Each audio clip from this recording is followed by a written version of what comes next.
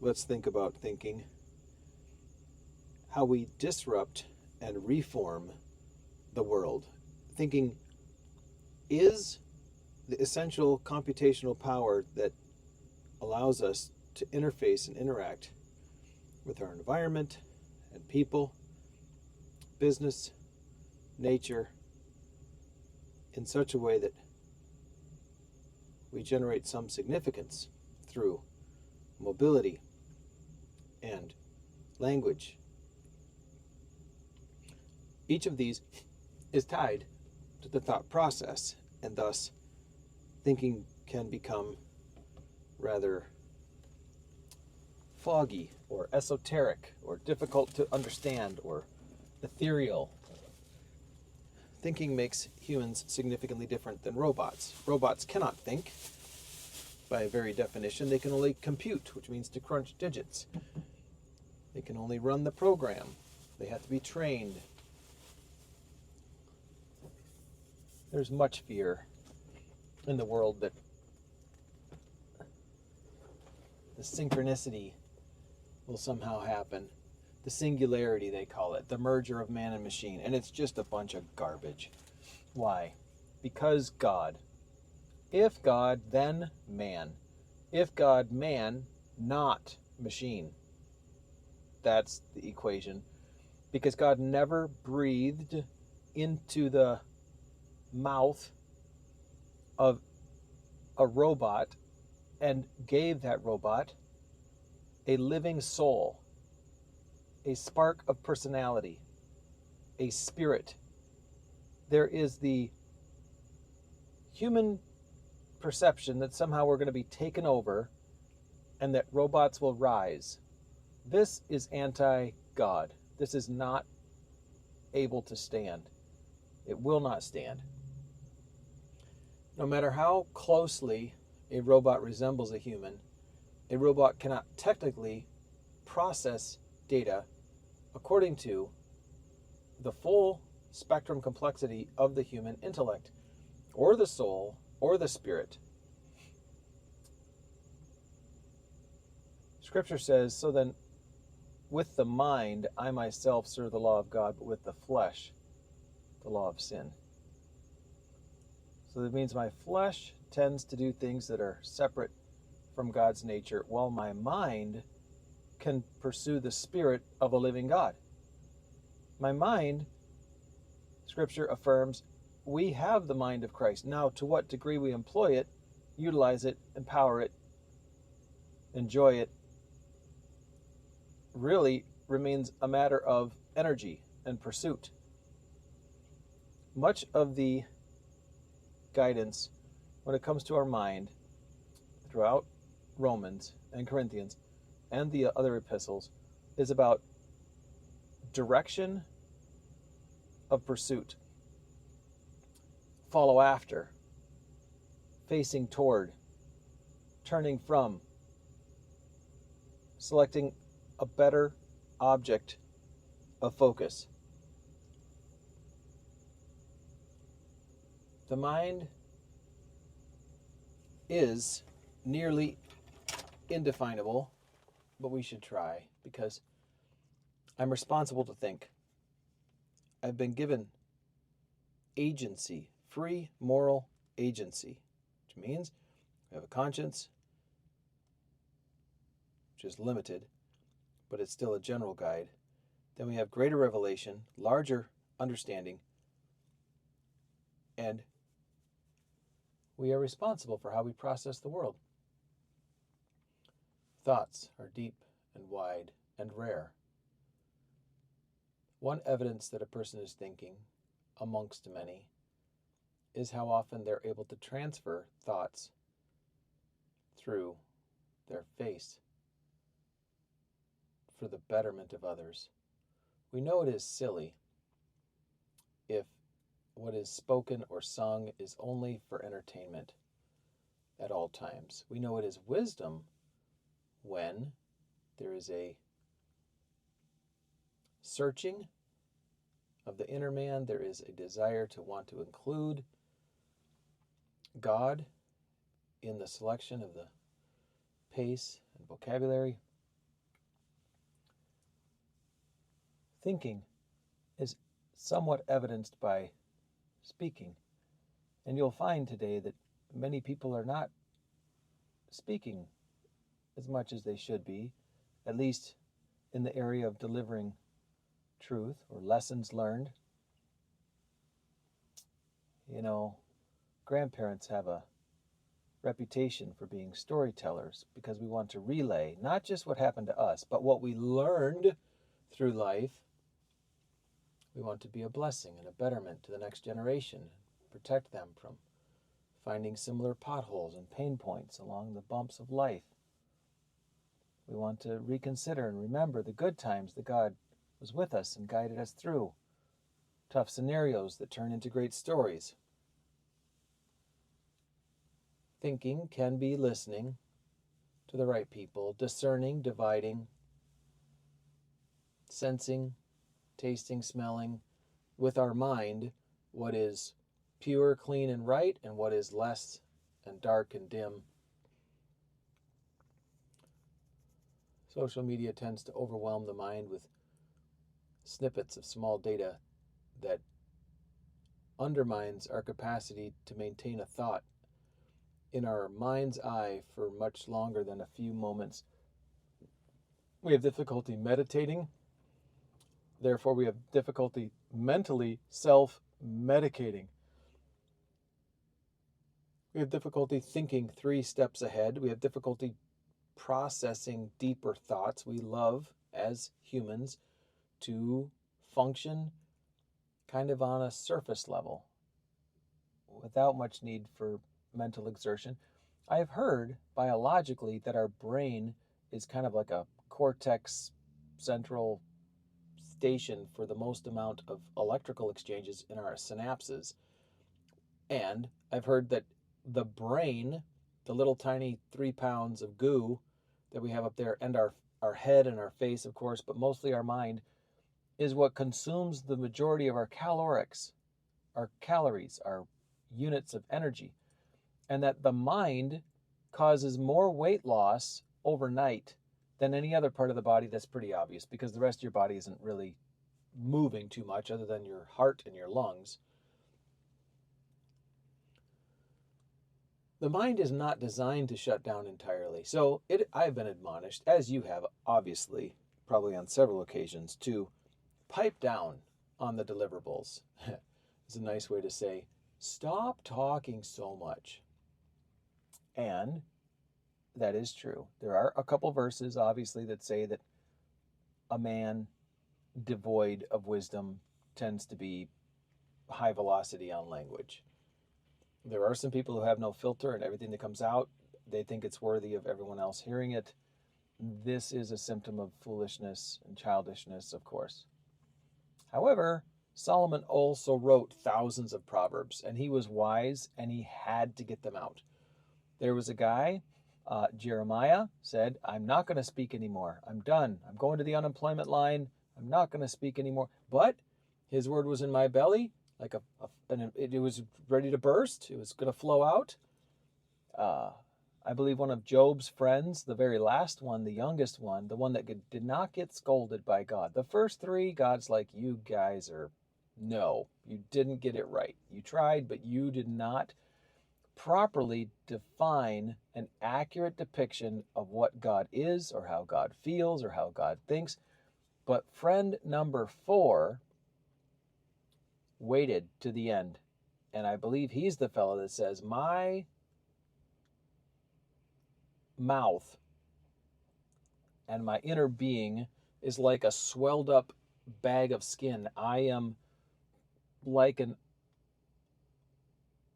expanded capacity drinking vessel, and I'm going to burst if I don't tell you the truth. I listened to these 3 older fellas because I thought I should, and I stayed here the longest because I thought I'd be patient, and I listened to your answer, Job, and I think everybody here needs a little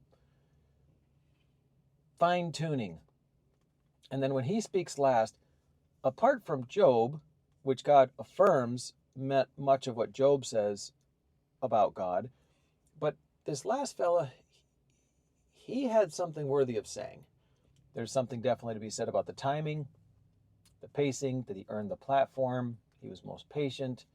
Maybe he had time to articulate it. But thinking is a massive gift from God, especially when it comes to the exploration of God. By this we mean to indicate that many false doctrines can be arrived at if we fall short of full evaluation. Now, the Bible is an exceedingly thick book. God is an exceedingly dense topic of exploration himself, his many facets. God has revealed his excellent, complete, unexplainable nature in how that he just gave us so many trees. Just look around and look at, if the creation is an expression of the creator, then certainly he is extremely diverse. And I'm sad that that word has been stolen or misused or redefined. But look at the various species just amongst the trees. You have the, not carnivorous, but carciferous, the evergreens. You have different trees that tend to grow in different temperatures and different environments and different heights and different kind of general structures. And then you have the palm trees, and you have just so many kinds of trees, and every one of them is unique in its branch formation and its style of leaves. We're not amazed at the leaves. We're amazed at the designer. I want him to sign the leaf for me. Anyway, there is something to be said about mental exercise when exploring the depth of the nature of the identity of God and Scripture and words. There is something to be said about deep thinking that adds significant cheesecake value to the cohesiveness of any human relationship. Hashtag every conversation matters. Word pacing, the heart motive behind the word, the empathy and concern in the tone of deliverableness, the void of no distraction in the background, anticipating response, striving diligently to ensure proper reception by the audience or the individual. Vast is the chasm of lack when it comes to proper thinking techniques. Rare is the person who reads. We snip, we watch, we scroll, we get bored, and we don't get our mind. And in Scripture, it's really unique that the mind and the heart perform a similar function. They're almost interchangeable. That out of the heart proceed certain evil things, which does not mean the seat of our emotion. It means the capacity for comprehension and processing. So the heart and the mind are nearly connected. They're cohesively, nearly indistinguishable and interchangeable according to the definition of the manufacturer. Our heart and mind are merged or intertwined, and there's been much study about the electrical cohesion between what we call our physical heart and our mind. But the actual resonance of dwelling of our soul might not be merely physical. It probably is metaphysical. We transcend this nature. We are temporarily in this vehicle of a body, but we are transcendent according to Scripture and according to Eastern mysticism and according to almost every religion that believes there's an afterlife. There's the core of us that is separated from this, and we go beyond into the spirit world, carrying not just our spirit, but also our soul. And our soul includes at least 3 subsets, which is, of course, our personality, and then that's our peculiarities, our preferences, our emotions, but also our mind. which means the thing in me that calculates and chooses what not to think about, but instead chooses what to pursue, that goes with me on the journey into the next body, into the next phase. Since we cannot imagine just floating in the ether, we will want to have a new body, a new experience, different senses, somewhat. All of this, let's wrap it up by saying that thinking is healthy, thinking is scriptural, thinking should be meditative, thinking should be floating, but mostly positive. We should not just seek neutrality, which is homeostasis or basic borderline, just staying in the same place. That creates a boring brain, but we must, for lack of swinging way hard onto the bandwagon of just, positive thought stuff, we should be, according to Scripture, meditating therein day and night, mentally chewing and enjoying some part of the spirit world, be that the identity of God, the Scripture, the actions and results of Christ expressed in the world, the relationships we can enjoy through the church and through family.